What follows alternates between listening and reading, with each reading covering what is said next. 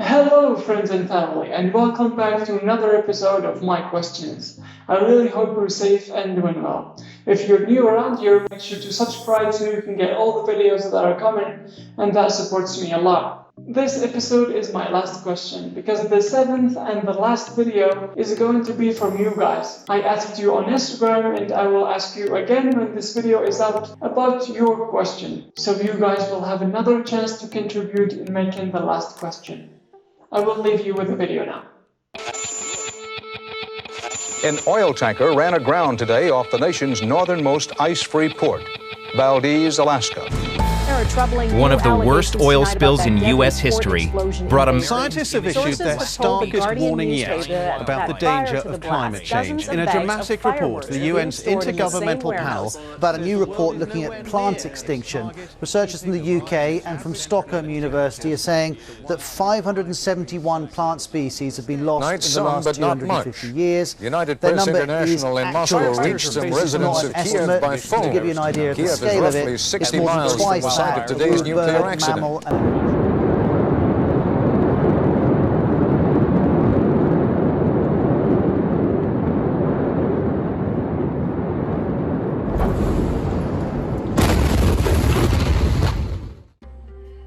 From these clips, we can safely say that we humans are the worst thing that happened to Earth and nature.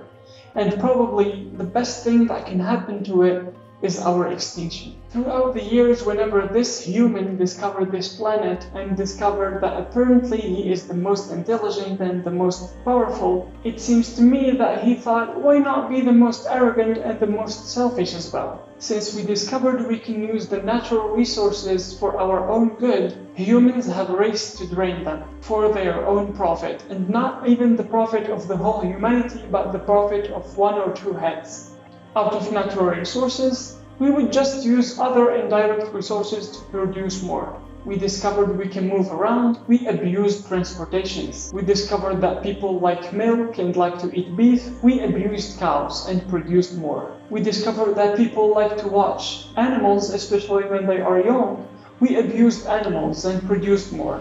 We discovered that we can live with less oxygen, but we can get money from a certain type of trees. We cut whole woods down just to get more of those trees. In short, we always wanted more, not caring about anything else, and not paying attention to the consequences. I don't think that there is a single species that hasn't been affected in a way or another from the human presence. Can you imagine that?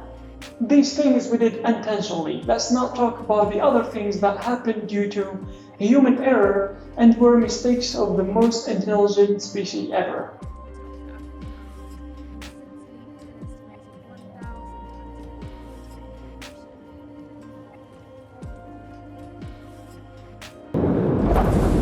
Anyways, I keep saying we because I want to mention that even if we didn't do this individually, we are all responsible of this, and each one of us has a role in either protecting or destructing in a way or another. We understand better with numbers, right? Let's talk numbers. Tons of plastic is produced each year, 50% of which is single use.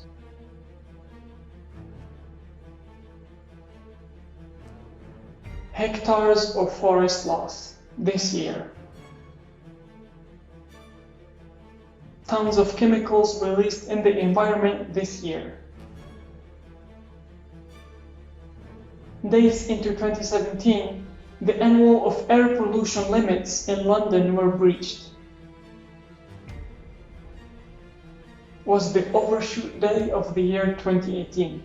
Overshoot Day marks the day when humanity's demands for ecological resources in a year exceeds what the Earth can regenerate in that year.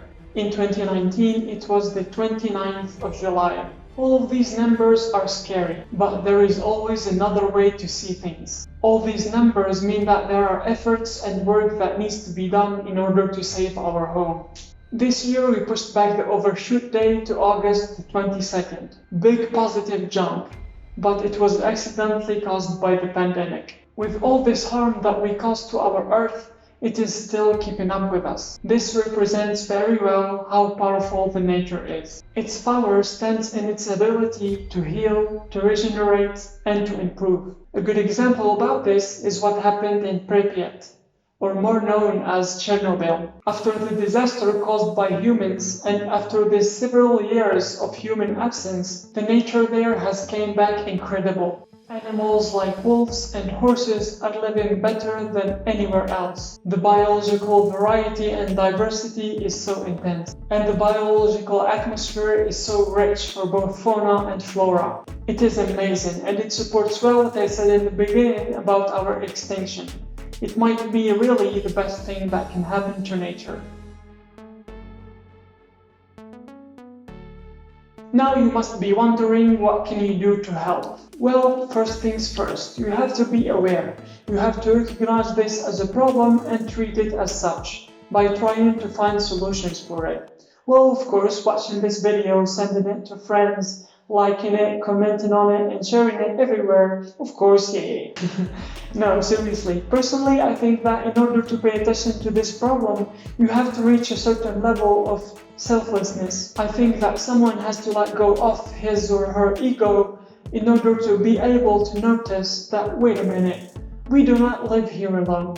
There are multiple living things around us, and just because we are the most powerful, we shouldn't abuse their rights. And then whenever you watch the video and you understood the problem and it's not your cause and you're ready to defend it as if it's yours, it's something personal, as if it's your home, you can learn more about how to do it. And you start applying healthier rules and changing your daily habits from less ecologic to more ecologic.